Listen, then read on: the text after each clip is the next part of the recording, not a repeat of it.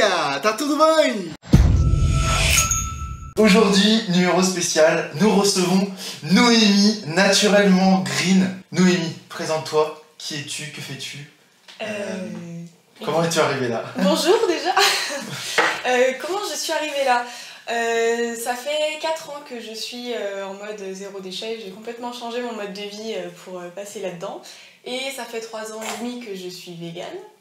Et du coup, j'ai fait mes études autour du développement durable et j'ai terminé mes études là en septembre. Félicitations. Merci beaucoup.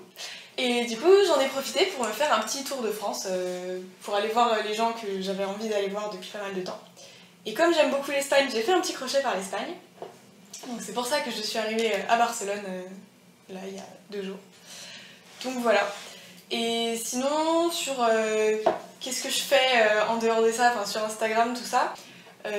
Donc j'ai depuis 3 ans maintenant mon blog Naturellement Green et mon compte Instagram où je partage des infos sur le zéro déchet, sur le véganisme, sur tout un tas de sujets. Je parle souvent de féminisme, je parle souvent de racisme, enfin voilà, c'est assez large.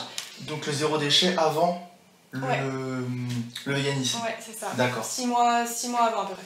D'accord. Et comment, en fait, dans ta vie, comment est-ce que tu es arrivé à un point où tu t'es dit, allez, j'arrête les déchets?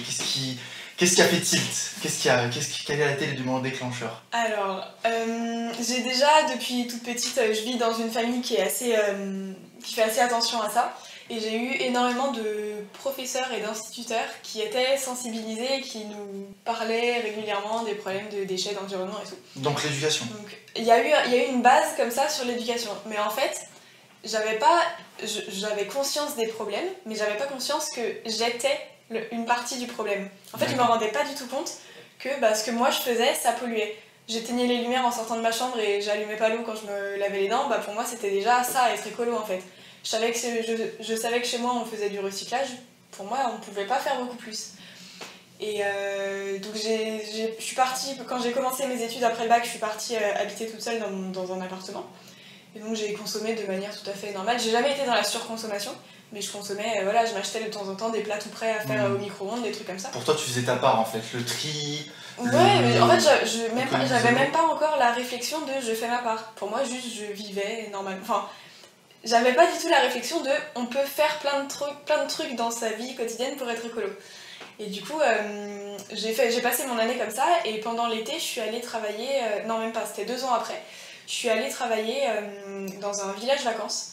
Et du coup, j'étais hébergée sur place en dortoir pendant tout mon temps de travail. Et un jour, je rentre dans le dortoir et là, sur le lit d'une des filles qui dormait dans le dortoir, je vois un livre qui s'appelle Zéro déchet. Et le sous-titre c'était, je sais plus ce que c'est le sous-titre, mais genre une famille de 4 ne produit que 1 litre de déchets par an. Et là j'ai lu ça, je me suis dit mais c'est n'importe quoi, c'est pas possible, il y a un truc quelque part, il mente, le titre n'est pas correct. Mais comme j'étais quand même curieuse et intriguée, je me suis dit je vais regarder.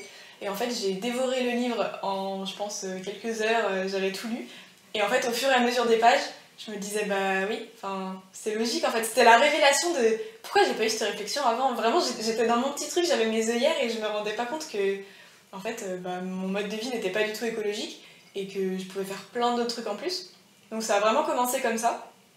J'ai eu la révélation avec ce livre, donc c'est le livre de Bea Johnson qui est c'est le premier livre qui a parlé du sujet, c'est la première personne qui a parlé du sujet de manière mondiale en utilisant ces termes et en utilisant ce principe-là. Je développerai peut-être après un peu plus. Et donc depuis, il y en a eu plein d'autres, mais elle, c'était vraiment la pionnière en gros. Et donc c'était à peu près le seul endroit où on pouvait vraiment avoir des infos en français. Donc j'ai lu son livre, après je suis allée lire sur son blog, bon là pour le coup c'était en anglais, j'ai lu tous les articles de son blog, j'ai dévoré ça. Et dès que je suis rentrée chez moi, je me suis dit c'est parti. Je peux plus faire autrement, maintenant que ça me semble tellement logique et évident, je suis obligée de faire ça. Et du jour au lendemain, j'ai changé le maximum de choses que je pouvais. Je faisais mes courses au Franprix en bas de chez moi. Heureusement, pile quand je suis rentrée, il y avait un Naturalia qui avait ouvert juste à côté du Franprix, vraiment c'était la porte à côté. Donc je suis partie faire mes courses au Naturalia. Après petit à petit j'ai évolué, donc j'ai arrêté. En vrac, ouais. Okay. J'ai arrêté de faire mes courses au Naturalia, je suis allée faire des courses plutôt dans des petites épiceries indépendantes qui n'avaient pas de lien avec les gros groupes, parce que Naturalia c'est Casino.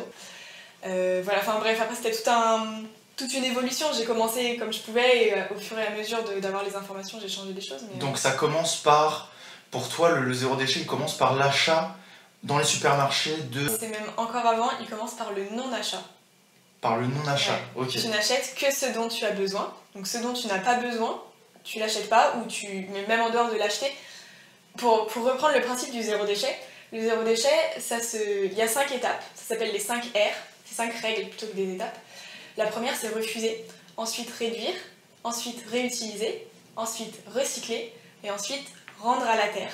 Donc c'est composter, mais il n'y a pas vraiment de mot en français pour dire ça.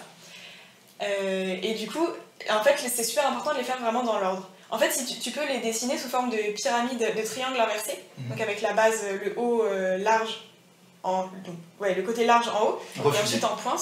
Comme on a fait hier. Exactement, c'est le truc le plus important. On va en profiter pour raconter la petite histoire vite fait sur le refus. Hier, on a été acheter ce thé, d'ailleurs, qu'on est en train de déguster, en vrai. Et donc, à la fin, la dame, très sympa, nous a proposé des échantillons. Et c'est un cadeau.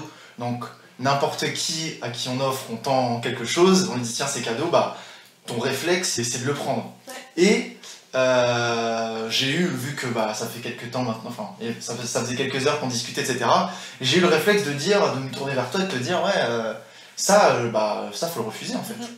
Et donc j'ai refusé et voilà. J'ai été agréablement surprise d'ailleurs que tu captes si vite sans que j'ai rien à te dire que les échantillons, c'est pas bien. Bravo.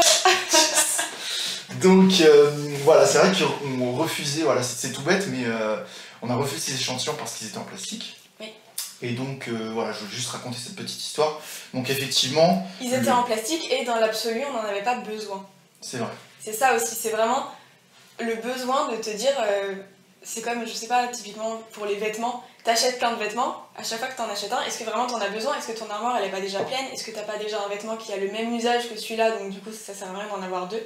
Je suis tout à fait d'accord. Et du coup c'est vraiment, la question à se poser c'est, est-ce que j'en ai vraiment l'utilité? Est-ce que vraiment ça va apporter quelque chose à ma vie d'avoir ce truc-là en plus chez moi? J'aimerais rebondir là-dessus parce qu'il me semble que l'industrie de la mode est la deuxième la plus polluante après l'agriculture animale. Et c'est quelque chose que personnellement je sais. Et du coup, cette année par exemple, je suis assez fier de dire que j'ai rien acheté en fait. J'ai pas mis. Enfin, j'étais dans des boutiques, mais je me suis pas acheté aucun nouveau vêtement. Je me suis acheté aucun nouveau vêtement et ça j'en suis assez content. Donc c'est un peu, on va dire, du coup, la deuxième étape de la pyramide inversée qui est de réduire. C'est ça. Où là pour le coup, c'est vraiment tu achètes ce dont tu as besoin parce que tu peux pas t'en passer, mais tu l'achètes en quantité raisonnable et tu vas pas faire des folies. D'accord. Voilà, c'est vraiment ce dont tu as besoin. Et du coup, dans cette idée-là, il y a vraiment tout l'esprit minimaliste. Pas forcément minimaliste extrême, à avoir que des murs blancs et aucun meuble chez toi, tu vois, mais dans l'idée de te dire, je garde mes possessions au minimum vital. Et ce dont j'ai pas besoin en plus, je peux peut-être me débrouiller juste si quelquefois j'ai besoin, je sais pas, d'un appareil à raclette, parce que je fais des raclettes 2 fois par an, plutôt que d'acheter mon appareil à raclette, je peux peut-être aller le louer. Et du coup, je l'ai pas chez moi, je l'ai pas acheté, donc j'ai réduit mes possessions. Et c'est beaucoup plus simple, et ça permet de pas créer un déchet en plus qui serait l'appareil à raclette une fois qu'il sera cassé, quoi. Il y a un lien du coup entre la réduction et le minimalisme, mais dans ce cas, ma question c'est, est-ce que tous les biens que tu as eu avant cet élément déclencheur, est-ce que tu t'en es débarrassé du coup? Pas tous, mais c'est vrai que j'ai refait un énorme tri et j'ai vidé plein de trucs. Avant, j'avais tout le temps une chambre en bordel pas possible avec des piles énormes et tout, et j'ai viré plein de trucs. Et pareil, toutes mes affaires chez mes parents, j'ai refait un tri énorme, j'ai quasiment rien gardé. Donc ouais, vraiment j'ai... Qu'est-ce que tu as fait de tous ces biens? Ceux qui avaient de la valeur, je vais les revendre. J'ai pas encore eu le temps de m'en occuper, mais je vais les revendre. Et ceux qui avaient pas spécialement de valeur, je les ai donnés. D'accord. C'est une boutique indépendante qui est un peu type Emmaüs. Donc un truc avec de la réinsertion et tout, parce qu'il y a aussi, c'est un sujet assez parallèle, c'est pas vraiment lié au zéro déchet, mais toute l'idée de réinsertion, le côté un peu social, ça c'est quand même assez important et ça fait partie des choses dont on prend un peu conscience aussi et très bien. Qui moi me semble importante. C'est pas pur et dur zéro déchet, mais c'est aussi important de faire attention à ça, je trouve. Et du coup, juste par rapport à une petite parenthèse par rapport au minimalisme, est-ce que du coup tu t'es débarrassé de tout ce qui est cuir, de tout ce qui est par rapport aux animaux, ou est-ce que tu les as gardés du coup? Je les ai gardés parce que pour moi, du coup, c'est... À la base, je suis devenue végane par prise de conscience écologique. Pour moi, c'était le truc qui m'a apporté à m'intéresser au véganisme, c'était l'écologie. Donc pour moi, l'écologie, c'est quand même le truc super important et je trouvais ça totalement paradoxal de se débarrasser d'un truc parce qu'il y a un animal mort ou parce que ça a engendré de la souffrance animale, alors que mon but, c'est justement de ne pas avoir à racheter. Tu vois, si par exemple j'avais un manteau en laine, c'était le cas en plus à l'époque, j'avais un manteau avec de la laine dedans. D'accord. J'allais pas jeter mon manteau en laine pour en racheter un à côté. Autant garder celui que j'ai, l'utiliser le plus possible jusqu'à ce qu'il soit plus métable. D'accord. Et ensuite, t'en retrouves un autre. Très bien. Et après, ça dépend aussi beaucoup des personnes parce que moi personnellement, j'ai aucun dégoût sur porter de la soie, porter de la laine, porter du cuir, ça me dérange pas du tout. Il y a des personnes juste elles peuvent pas, c'est un truc physique. C'est les animaux, ouais, c'est pas. Moi ça me dérange pas du tout, donc j'en profite pour utiliser ces trucs au maximum et une fois que j'ai fini de les utiliser, là je vais acheter des trucs qui sont plus. Qui sont véganes. À l'exception de, et ça c'est aussi un point qui fait beaucoup débat chez les véganes, tout ce que j'achète d'occasion, peu importe si c'est vegan ou pas. Parce que de toute manière, le mal entre guillemets a déjà été fait. Et moi, ce que je vais faire, ça va éviter de créer d'autres déchets à côté. Et donc de produire de la pollution qui, accessoirement, fait aussi du mal aux animaux. Donc en fait, pour moi, c'est assez équivalent. Et je préfère utiliser des choses qui ont déjà eu une vie et leur redonner encore une vie pour réduire les déchets plutôt que me dire, je trouve pas de trucs vegan, et c'est pas grave, je vais acheter. Enfin, je trouve pas de trucs vegan d'occasion. Du coup, c'est pas grave, je vais acheter du neuf vegan. Pour moi, ça a pas de sens de faire ça. D'accord, donc toi, vraiment, c'est le zéro déchet, c'est vraiment tout en haut, quoi. Ouais, tout ce que je fais dans ma vie, je réfléchis en mode zéro déchet. En revanche, à part ces histoires de vêtements d'occasion, le véganisme, je ne fais aucune entorse. C'est vraiment... Autant le zéro déchet, je peux faire des entorses parce que je me dis, c'est pas si grave, c'est juste un peu de pollution en plus, ça sert à rien. Autant le véganisme... Comme par exemple, je rebondis juste là-dessus, ouais. Hier on a préparé un repas zéro déchet, puisqu'on est allé faire les courses zéro déchet. D'ailleurs, il y a les échantillons qui sont juste là, qui font partie maintenant de la déco. Qui font partie de la déco, non, qui vont faire partie de mes nouvelles habitudes. Je voulais juste rebondir sur le fait que moi j'avais un petit souci à ce niveau-là, c'était vraiment les emballages en plastique. Donc il suffit simplement, maintenant je l'ai vraiment réalisé, parce que je faisais déjà zéro déchet avec les fruits et légumes, c'est de faire la même chose avec tout ce qui est céréales légumineuses en fait, graines, oléagineux, tout ce qui est sec, épices. En fait, et même ce qui est liquide aussi, on en parlait hier, on n'a pas vu de magasin où ils en vendent, mais tout ce qui est liquide aussi, tu peux le trouver en vrac. Et en fait, en réalité, merci, c'est carrément plus économique. Quand je vois les quantités qu'on a achetées hier, pour moins de 30 €, on s'est fait... Et on a pris quasiment que du bio en plus. Et on a pris quasiment que du bio, ouais. Et local. Et local, ouais. Donc on a pris du made de Catalunya. Et donc oui, c'est quelque chose que moi je vais mettre en place aussi grâce à toi aujourd'hui. Donc il y avait cet aspect, oui, réutilisé. Ouais.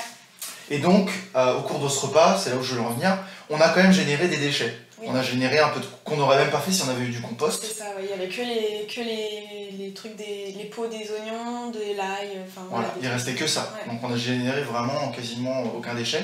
Ça, si on avait eu du compost, on aurait pu faire quelque chose du coup. Ouais. Est-ce que tu peux nous expliquer rapidement comment est-ce que ça marche le compost pour toutes les personnes qui ne savent pas Alors, le principe du compost, c'est ça permet de dégrader tous les trucs, les matières qui sont naturelles, organiques. Donc des trucs qui n'ont pas été synthétisés par l'homme.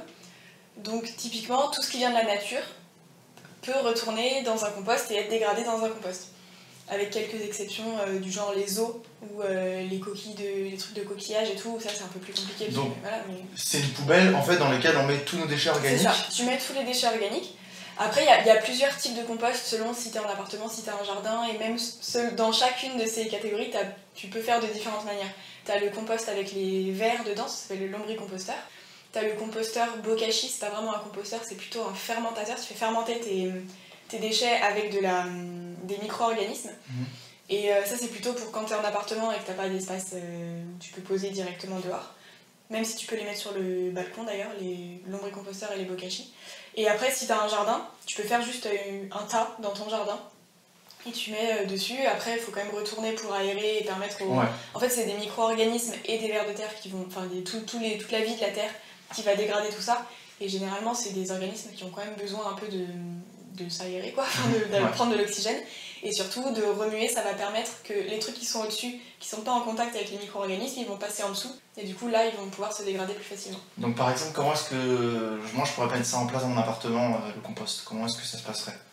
Avec un lombricompost, tu peux. D'accord. Toi, tu pourrais. C'est une poubelle spéciale, fermée du coup. Oui, parce qu'au niveau des odeurs, comment est-ce que ça se passe à l'intérieur? En fait, normalement, un composteur qui est bien équilibré, il n'y a pas d'odeur. Parce que, en fait, c'est super important d'équilibrer l'apport de matière humide, et donc carbonée, et l'apport de matière sèche, azotée. Normalement, c'est 2 tiers d'humide, 1 tiers d'azoté. Ou l'inverse, j'ai un gros doute d'un coup. Enfin, c'est 2 tiers, 1 tiers, quoi. Et en fait, à partir du moment où tu trouves que ça sent, il faut rajouter de la matière sèche. Du coup, ça va absorber l'humidité, parce que l'humidité, ça fait pourrir. Et donc, dès que tu équilibres l'humidité, ça fait que ça pourrit pas et que les organismes qui sont là pour dégrader peuvent dégrader tranquillement sans qu'il y ait le truc qui pourrisse en attendant. D'accord. Et donc, au niveau de l'achat, c'est quoi? Il faut une poubelle spéciale? Alors, ouais, il y a plusieurs manières de faire. Soit tu l'achètes, tu peux en trouver à partir d'une trentaine d'euros, je crois, les lombricomposteurs. Sinon, tu peux le fabriquer toi-même. Il y a plein de plans qui sont accessibles gratuitement sur internet. Tu peux faire ça, il y a plein de manières de faire. Tu peux le faire soit avec du bois de palette, par exemple, soit avec. Tu vois les gros seaux de fromage blanc, tu sais, les trucs de 5 kilos là. Ouais. Et bah ça, par exemple, tu peux utiliser ça pour faire un lombricomposteur. D'accord. Il faut en mettre plusieurs, les empiler les uns sur les autres, faire des trous, enfin bref, il y a un truc à faire, mais... Et donc, mettons, au bout d'un moment, ma poubelle est pleine, qu'est-ce que j'en fais? Alors, normalement, ton composteur, il sera jamais plein. Parce qu'en fait, tu perds une énorme quantité en volume au fur et à mesure que ça se dégrade. Du coup, si t'as... Ça se dégrade dans l'air, dans les verres, comment ça se passe Ouais, bah déjà, il y a toute l'eau qui part, et du coup, bah c'est... Mais elle va où l'eau? Elle s'évapore? Elle s'évapore. D'accord. Ouais. Et du coup, ça fait... Elle s'évapore et puis elle coule aussi. Quand tu fais un lombricomposteur, t'as l'eau qui coule, et ça fait un truc qu'on appelle le lombrité, et c'est de l'engrais liquide en gros. Ah ouais, et t'en fais quoi de ça? Tu le mets dans des bouteilles? Tu mets dans les plantes. Ok, d'accord. Ouais, oui, tu peux le récupérer dans des bouteilles, et après tu peux l'utiliser dans des plantes. Et ok, donc ça se remplit pas en fait? Ça se remplit pas, ou alors il faut vraiment avoir une consommation énorme. Par contre, au bout d'un moment, il faudra utiliser le compost qui a été créé, donc ça fait comme de la terre, quoi. Du coup, tu peux l'utiliser pour mettre dans des plantes, pour faire des jardinières. Ouais, génial. En fait, demain, je pourrais commencer à avoir mon compost et c'est parti, quoi. Ouais. Pour 30 euros. À peu près, ouais. Voire moins si tu le fais toi-même. Waouh. Après, il y en a qui coûtent beaucoup plus cher selon le style que tu veux. Il y en a qui sont moins beaux que d'autres, plus beaux que d'autres. Enfin, voilà, forcément. Mais tu peux en avoir pour des prix pas forcément élevés. Tu peux te débrouiller. Donc. Après, il faut être d'accord avec l'idée d'avoir des petits asticots chez toi. Mais normalement, les asticots, enfin les vers de terre, ils aiment pas la lumière. Donc dès que tu vas ouvrir le composteur, ils vont vite aller se cacher. Donc tu vas juste les voir au début et ils se cachent. Et s'ils sortent de ton composteur, c'est que ton composteur il est pas du tout équilibré et qu'il y a un gros problème. Donc normalement, si tout se passe bien, tu les vois quasiment jamais les vers. D'accord. Bon, il faut quand même faire. En fait, tu peux pas juste mettre tes déchets organiques dedans et puis faire ta prière, quoi. Il faut aussi l'équilibrer, comme tu l'as dit, parfois avec du sec, mais du coup, tu mets quoi en sec? Des feuilles mortes d'arbres. Okay. Ça marche bien. Et sinon, du carton pas ancré, tu vois, genre les cartons de colis de livraison, où il n'y a pas d'encre dessus. Par exemple, ce carton-là qu'il y a là, ici là. Exactement. Tu coupes en petits morceaux. Ouais. Enfin, tu fais des petits carrés de, je sais pas, 5 par 5, quoi. Tu peux même les faire un peu plus gros. Tu mets ça. Et du coup, ça va absorber l'humidité, donc ça va se ramollir un peu. Les petits vers, ils vont manger ça aussi, et ça équilibre tout ça. Pour les auditeurs, je me suis fait livrer du matériel Amazon. Alors oui, il faut en parler de ça. C'est pas bien Amazon. C'est pas bien Amazon. Alors explique-nous rapidement. Alors c'est un carton, on va dire standard, vraiment. Voilà. Les cartons marron en craft tout bête, quoi. D'accord, mais rebondissons là-dessus. Explique-nous pourquoi Amazon c'est le mal. Alors, bon, déjà, il y a tout ce que je reviens au côté social de les employés d'Amazon ne sont pas franchement bien traités. Il y a énormément de grèves des employés ou de revendications des employés qui ne sont pas forcément écoutées. Ça dépend des pays. Apparemment, en France, on s'en tire pas trop mal là-dessus. Il y a le problème que ça tue complètement les petits commerces de centres de village, genre les libraires indépendants par exemple, ils sont complètement... ils sentent vraiment le coût de Amazon parce qu'ils perdent plein de clients parce que les gens achètent sur internet. Mais est-ce qu'on peut arrêter la technologie? Bah en fait, personnellement, j'ai pas utilisé Amazon depuis plus de 4 ans, donc oui. Pourtant, j'ai acheté plein de trucs. En fait, tu peux toujours trouver une solution. Le seul problème, l'avantage d'Amazon, qui est pour moi pas du tout un avantage, mais c'est que t'es livré en quelques jours. Mais sauf que, en fait, c'est juste qu'on a pris l'habitude d'être livré en quelques jours. Mais moi, personnellement, je vois une livraison, quand je passe une commande, ça m'arrive de passer commande sur internet, je vois une livraison, ils me disent dans 4 jours vous aurez votre commande. Pour moi, c'est incroyable 4 jours. Pour moi, une commande sur internet, tu l'as en 2 semaines. Hein. Si tu l'as en 2 semaines, c'est normal. Tu vois, c'est vraiment, il faut se remettre dans l'idée qu'on peut pas tout avoir instantanément, surtout si ça vient de l'autre bout du monde, qui est l'autre problème d'Amazon. C'est que les trucs qui viennent de l'autre bout du monde, ça a une empreinte écologique énorme et que ce que tu achètes, ça va arriver emballé, c'est pas forcément, c'est souvent en plastique et tout, c'est pas des matériaux qui sont durables. Du coup, en fait, il n'y a rien qui est positif, à part le fait d'avoir ta livraison super rapidement. Et souvent, tu peux avoir des prix un peu moins chers et tout. Mais Très bien, je suis tout à fait d'accord avec toi, je te suis sur tous les points. D'un autre côté, on peut voir de manière chiffrée l'expansion d'Amazon. On peut même se dire qu'au fil des années, ça va être exponentiel, qu'ils vont conquérir tous les pays. On voit les nouveaux marchés sur lesquels ils s'attaquent, notamment celui des séries, tu vois, qui sortent leurs propres séries. C'est une machine folle. Du coup, on est quand même en droit de se dire, et je ne sais pas justifier mon acte parce que c'est surtout au niveau du confort, on en revient toujours un petit peu à ce niveau-là. C'est juste que pour moi, c'était très facile d'aller sur Internet et de comparer tous les prix, avoir le meilleur prix et l'avoir rapidement. Bon, rapidement, c'était pas vraiment quelque chose d'obligatoire, mais c'est vrai que c'est très pratique. Tu te sens bouger de chez toi, t'es livré, c'est top. Et du coup, est-ce que toi, tu penses que malgré l'importance du mouvement zéro déchet, qui est incroyable de nos jours, et je suis très heureux de t'avoir ici aujourd'hui, est-ce que tu crois que ce mouvement-là, il peut rivaliser, entre guillemets, avec le bulldozer Amazon? Il faut qu'il y ait la prise de conscience qui va derrière, parce que je connais plein de gens qui se disent super engagés dans l'écologie et tout, et qui commandent sur Amazon et qui voient absolument pas le problème. Et du coup, si t'as pas la prise de conscience de Amazon, c'est pas du tout écologique et c'est en train de détruire plein de choses. D'un côté, l'environnement, mais aussi tout ce qui est les petits métiers, genre libraire dont je parlais tout à l'heure. Si on n'a pas cette prise de conscience-là, c'est sûr que ça marchera pas. C'est sûr que Amazon va tout manger petit à petit et que nous, on va se retrouver avec pas d'autre solution que acheter sur Amazon. Du coup, c'est pour ça que le côté vraiment prise de conscience et que chacun agisse, ça peut sembler complètement dérisoire d'aller acheter juste un livre chez son libraire au lieu de l'acheter sur Amazon, mais pour le libraire, la différence, elle est énorme. C'est sûr. Par contre, pour Amazon, ça va absolument rien changer. Sauf si on s'y met tous. Et c'est là que le mouvement collectif est super important. D'accord. Mais du coup, oui, là, concrètement, si on n'agit pas, Amazon est en train de complètement prendre le... Oui, il est en train de tout... Voilà, je me fais l'avocat du diable, même si c'est pas quelque chose que moi j'ai envie de voir. Pour moi, dans mon point de vue, on va dire, avec mes œillères, parce que je suis pas encore du tout assez ouvert à ce monde-là, de mon point de vue, Amazon, c'est le futur, c'est la technologie. La technologie, il n'y a personne qui peut l'arrêter, entre guillemets, qu'on le veuille ou non. Et soit tu décides de surfer sur cette technologie, c'est-à-dire tu profites d'Amazon et entre guillemets, le futur on va dire, de l'humanité des libraires, c'est de dire, il y a cette vague-là, je vais tout faire pour surfer dessus et profiter de ça. Ou alors, je m'éteins parce que je vois disparaître, on va dire, dans une approche darwinienne, par exemple. Mais le problème des libraires, c'est qu'eux, ils peuvent pas vraiment surfer sur la vague. Parce qu'un libraire indépendant n'a rien à faire sur Amazon. Le cœur du métier de libraire, c'est quand même d'aller conseiller les gens en direct, de leur parler des livres en direct, et ça, tu peux pas vraiment le faire sur Amazon.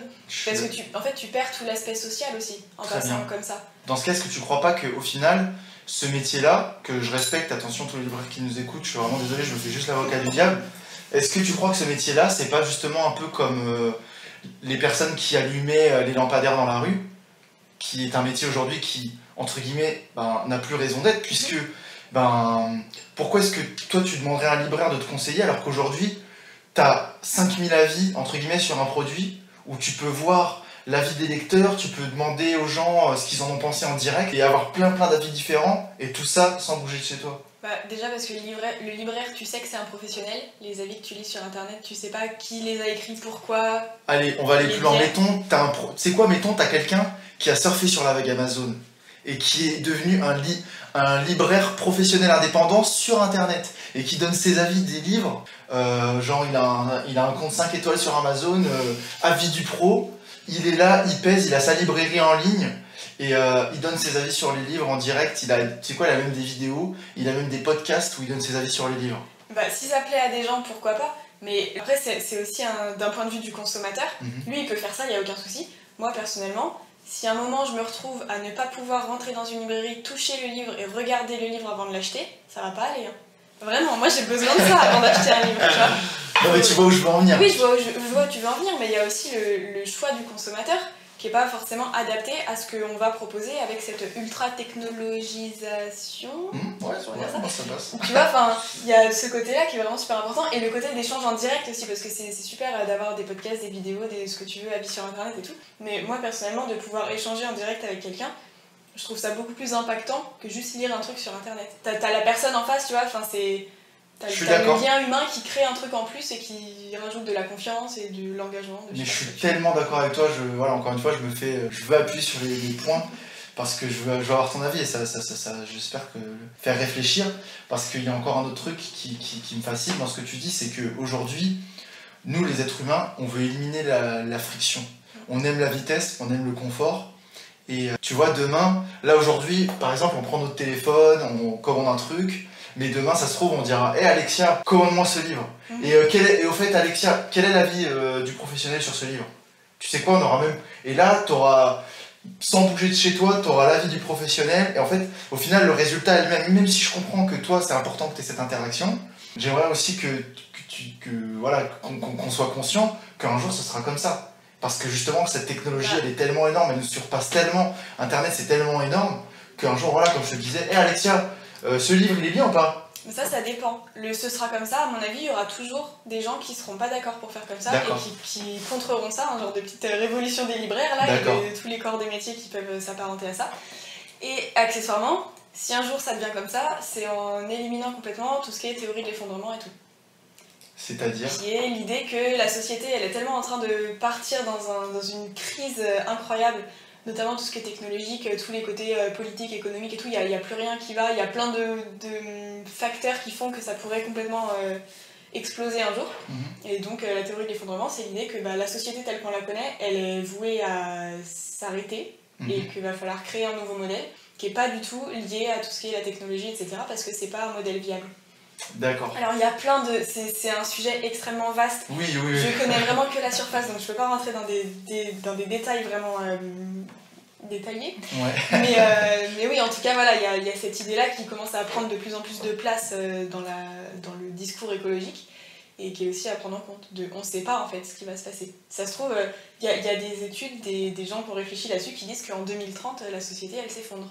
2030, c'est demain, quoi. Ouais, d'accord. Non mais très bien, je suis tout à fait d'accord. Donc vraiment, pour toi, c'est important que les personnes prennent conscience à leur échelle et que chacun fasse sa part, en fait. Ouais, carrément. Chacun fasse sa part au niveau du zéro déchet. Et juste pour revenir sur cette expression de faire sa part, il y a plein de gens qui ne se lancent pas là-dedans en disant « mais de toute façon, ça sert à rien, je suis tout seul à faire ça, ce que je fais n'a aucun impact ». Déjà, c'est totalement faux parce qu'on est des milliers à le faire. Donc l'impact commence à être important et on commence à voir partout dans la société des petites astuces zéro déchet qui deviennent connues en fait. Et les entreprises devront se plier à ça. Et les entreprises, il y en a qui commencent déjà à le faire. Exactement, c'est pour ça. Ouais. Là je te donnais mon avis mais je suis tout à fait d'accord avec toi dans le sens où nous, chacun fait sa part. Sinon on change la demande. Si demain Amazon justement est forcée d'être zéro déchet, eh ben, elle serait en capacité de le faire tout en proposant le service. Ouais, ce serait compliqué, mais oui, il y a toujours des solutions à trouver, des modèles à repenser, et oui, les entreprises y réfléchissent de plus en plus. Il faut faire attention parce qu'il y a énormément de greenwashing, des entreprises qui font des trucs soi-disant écolo, alors qu'en vrai c'est juste pour se donner une bonne image, donc il faut faire super attention à ça, vraiment. Il y en a vraiment beaucoup. On mettra les logos sur la vidéo en tout cas. On pourra peut-être mettre les logos qui sont pour toi vraiment... C'est pas forcément des logos à chaque fois. Enfin, il y en a, il y a des trucs auxquels tu peux faire confiance. Mais c'est pas forcément des logos. En fait, c'est surtout se renseigner un peu sur l'entreprise, qui sait ce qu'elle fait, quelles sont ses positions, et est-ce que ce qu'elle fait, c'est logique et crédible d'un point de vue environnemental. Je pense que tu as raison, parce qu'au final, tu t'aperçois très vite d'une entreprise qui est vraiment éco-responsable et une autre qui ne l'est pas. Une entreprise vraiment engagée, tu le vois direct. Enfin, déchet minimum, on le voit direct. Donc là, il y avait l'aspect où il est réutilisé, pardon, tu voulais... Non, je voulais juste terminer sur cette histoire de faire sa part. Il y a aussi l'idée que peut-être que toi, tu vas commencer ton truc tout seul de ton côté, mais en fait, tous les gens qui t'entourent, ça va s'étaler vers eux, tu vois. Genre, toi, typiquement, t'étais pas forcément dans le truc, tu fais partie de mon entourage depuis même pas 48 heures, et tu commences à regarder des trucs un peu plus précisément sur le zéro déchet. Et en fait, sans forcément aller titiller les gens sur tu fais ça, ça va pas, tu fais ça, ça va pas, leur montrer leurs problèmes, quoi, juste tu fais ta petite vie, sans en faire des caisses, et les gens ils vont peut-être te poser des questions, ils vont regarder un peu ce que tu fais, ça va leur donner des idées, et en fait les gens vont changer autour de toi petit à petit. Tout à fait, je suis tout à fait d'accord avec ça. C'est vrai qu'il y a beaucoup de gens qui ambitionnent de vouloir changer le monde et allez vas-y c'est parti. Je pense qu'il est beaucoup plus important de se changer soi, montrer l'exemple comme tu l'as dit, comme tu l'as très bien dit hier, par rapport à tout ce qui est même véganisme, zéro déchet. C'est voilà, c'est quelque chose de tellement personnel que toi, tout ce que tu peux faire, c'est inspirer. Tout ce que tu peux faire, c'est montrer l'exemple. Et il y a des gens qui seront réceptifs à ça. Et donc, pas changer le monde, mais on peut changer soi et on peut inspirer son entourage, inspirer ses amis, inspirer sa famille. Et c'est déjà quelque chose d'énorme. Mais oui, parce que tu vois, moi, typiquement, juste moi toute seule, sans parler d'Instagram, où là j'ai une influence qui est encore différente, mais je veux dire, dans mon entourage proche, quasiment tout le monde autour de moi a commencé à changer des choses vers le zéro déchet. Mais il n'y a pas que moi qui les ai impactés là-dessus, mais j'ai joué un rôle. Et du coup, je peux dire que dans mon entourage, il doit y avoir peut-être une vingtaine de personnes, je pense, qui a commencé à faire des gestes un peu plus écologiques, en partie parce que moi j'en faisais.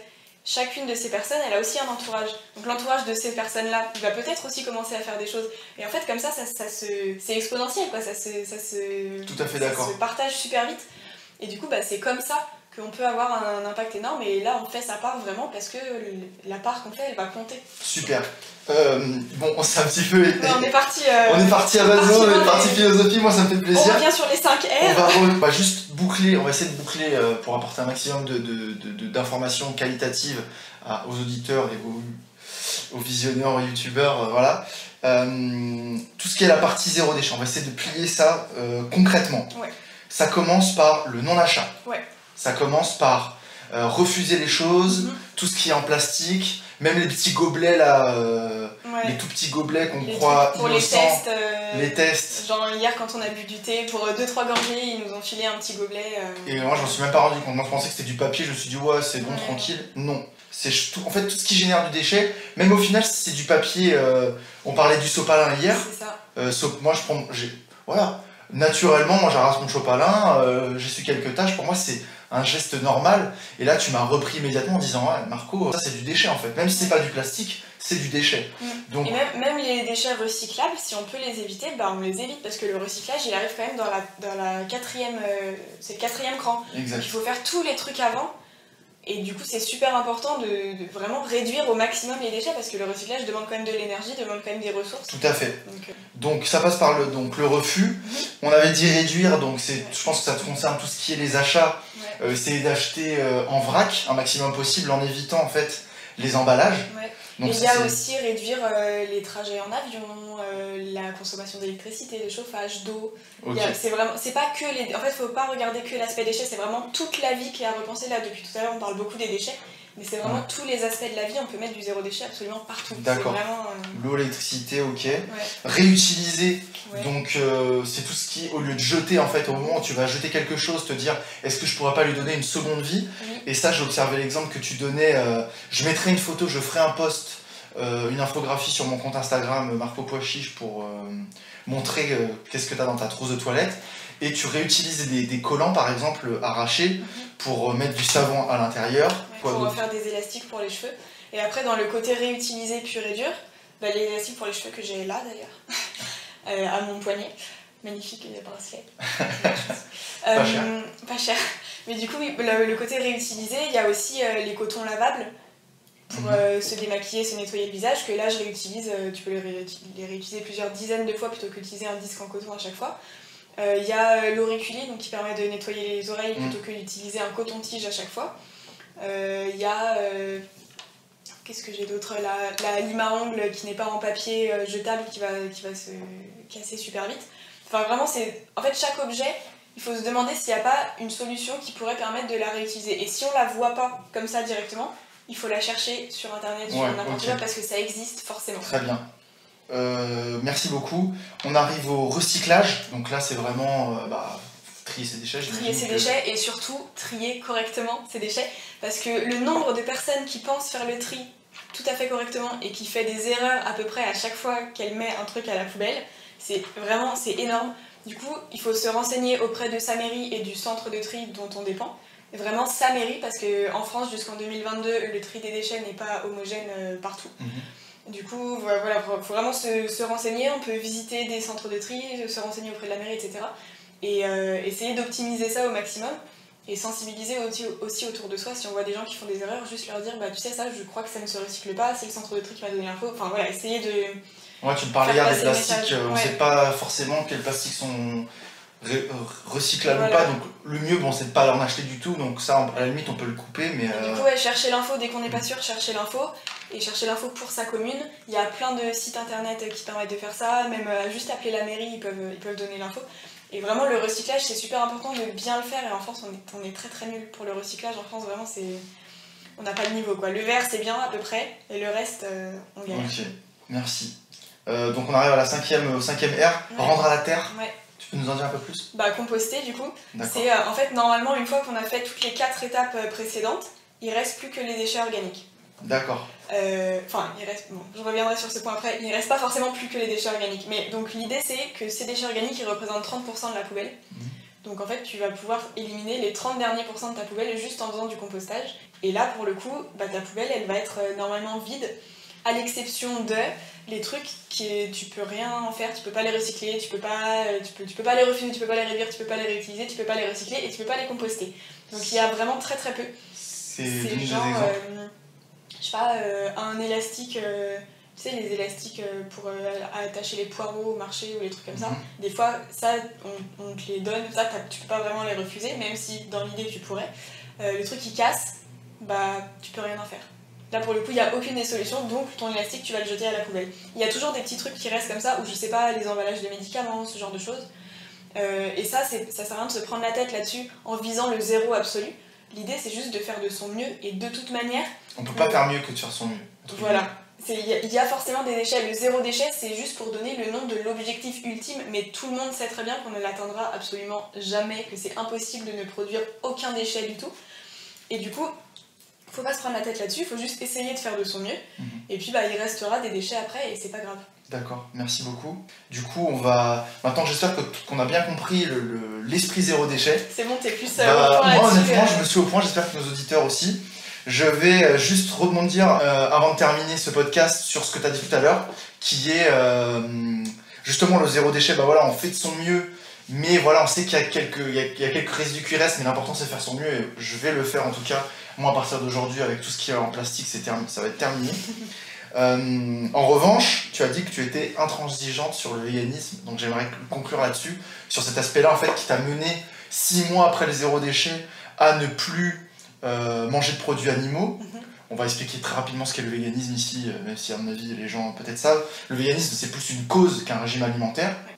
C'est une cause qui vise à ne pas accepter tout ce qui dépend d'une activité ou d'une exploitation animale. Donc tout ce qui est pour leur viande, pour leur peau, pour leurs os, enfin dans les zoos, dans les cirques, cuir, tout ce qui est fourrure, tout ça en fait le véganisme c'est une cause qui vise à protéger l'animal puisqu'on en considère comme l'égal entre guillemets de l'humain à un niveau, je sais pas comment expliquer ça, mais en gros voilà, pas d'exploitation, pas d'activité animale. Donc comment est-ce que tu as arrivé à ce cheminement là et pourquoi est-ce que par contre au niveau du véganisme, tu es intransigeante et c'est le zéro absolu, entre guillemets. Alors, juste pour revenir sur le côté intransigeant, le seul truc sur lequel je galère énormément, c'est l'alcool. J'en bois très peu, très rarement, mais c'est très compliqué de vérifier. J'en bois que quand je vais dans des bars. Je sais qu'il existe un site qui recense des dizaines et des dizaines de types d'alcool pour savoir si c'est vegan ou pas. C'est un peu compliqué à chaque fois que je vais prendre un verre de vérifier tous les alcools qu'il y a dedans et si tous sont véganes, donc c'est la seule fois où je fais pas forcément attention à si c'est vegan ou pas. Voilà, ça arrive à peu près une fois par mois je pense, mais voilà. C'est dit. Et sinon du coup, comment j'en suis arrivée au véganisme ? En me renseignant sur le zéro déchet, en fait le livre de base que j'ai lu sur le zéro déchet, donc le livre de Bea Johnson, il parle de l'aspect polluant des élevages, de la consommation de la viande, etc. Mais elle est pas du tout végane et elle continue à manger de la viande plusieurs fois par semaine, une fois ou deux fois, je sais plus. Et elle parlait pas du tout de ça. Elle disait faut faire attention, faut réduire, mais elle disait pas faut arrêter. Et donc en me renseignant petit à petit, j'ai commencé à regarder des vidéos sur YouTube, etc. Et je suis tombée sur une vidéo d'une personne qui était végane et qui parlait du livre de Bea Johnson, donc c'est pour ça que j'ai fait le lien entre les deux. Et donc ce qu'elle disait m'a intéressée et j'ai commencé à me renseigner sur les autres aspects du véganisme et tout. Et bah là c'est pareil, ça m'a semblé totalement évident. Ça a mis un peu plus de temps je pense, parce que j'étais le genre de personne, mes repas du soir c'était un fromage complet et un saucisson complet. Voilà. J'adore la viande, j'adore le poisson, j'adore les fruits de mer, j'adore le fromage, enfin vraiment c'est j'adore ça, quoi. J'ai aucun dégoût là-dessus. Et le seul truc que j'aime pas, c'est le boudin noir, mais sinon j'aime tout. Okay. Du coup, c'est vraiment venu petit à petit, à force de me renseigner, etc. Et à la base, c'était le côté écologique où je me disais, mais je fais tous ces trucs à côté, je fais de mon mieux et c'est la galère parce que je suis en pleine période de transition, il y a tout qui change, c'est compliqué de retrouver mes marques. Et en même temps, je mange de la viande et du fromage à côté, enfin, ça n'a aucun sens. Et du coup, donc quel est le lien pour toi entre la viande, qu'on soit bien précis, entre le fait de manger de la viande et l'écologie? C'est ce qu'on disait tout à l'heure, que l'élevage, l'exploitation animale d'une manière générale, fait partie des industries les plus polluantes du monde.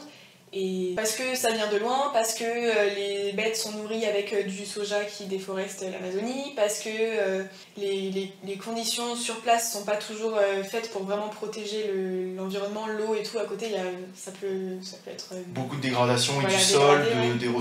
Beaucoup de ressources utilisées. Voilà.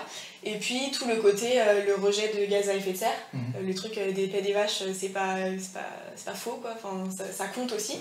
Même si ça a un impact qui est beaucoup plus limité parce que le méthane il disparaît assez rapidement de l'atmosphère, mais bref, on va pas rentrer dans des débats scientifiques, mais en gros, voilà, il y a plein de choses qui font que tout ce qui est exploitation animale, ça impacte énormément sur l'environnement.